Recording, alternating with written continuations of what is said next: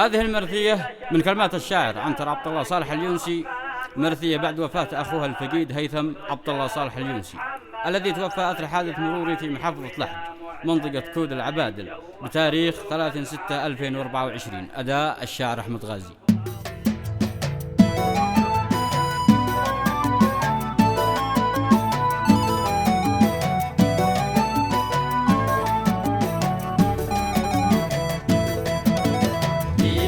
لك الحمد لك يا رحمن وتوسلك، وترجاك وتحمدك يا علي ويا معتلي. يلا نطلب العافية منك والقلوب راضية، اعلم بالذي خافية شيل احزاننا كاملي. جاني علم مفجع قوي حادث مات فيه الخوي، الله عيشتي تكتوي ما استوعبت ذي حاصلي. عنتر قال راح البطل بس ندخوه ذاك الجبال، قد بو عمرو جاه الأجل غادر راح وتوكلي.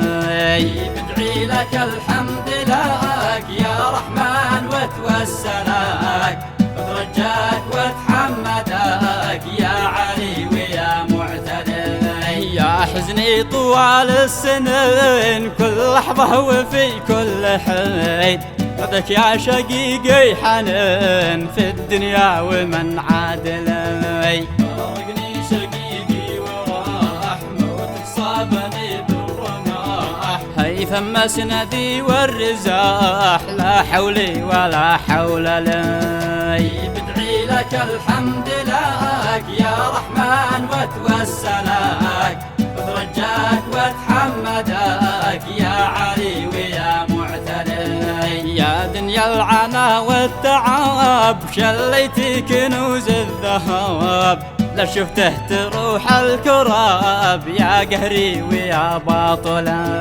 بعدك دنيتي ظلمات شبت نارها واكتمات، وبجورها حملت ذايق مرها الحنظلي. بدعي لك الحمد لك يا رحمن وتوسلك، وترجاك وتحمدك يا علي ويا معتلي. يا رب السما يا رحيم وسع مدخله يا كريم، ابنه مسكنه يا عظيم جنب المصطفى المرسل.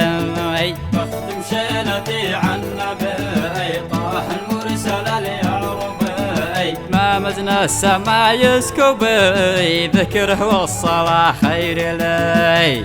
بدعي لك الحمد لك يا رحمن وتوسلك، وترجاك وتحمدك يا علي ويا معتلي. يلا نطلب العافية منك والقلوب راضية، اعلم بالذي خافية شيل احزاننا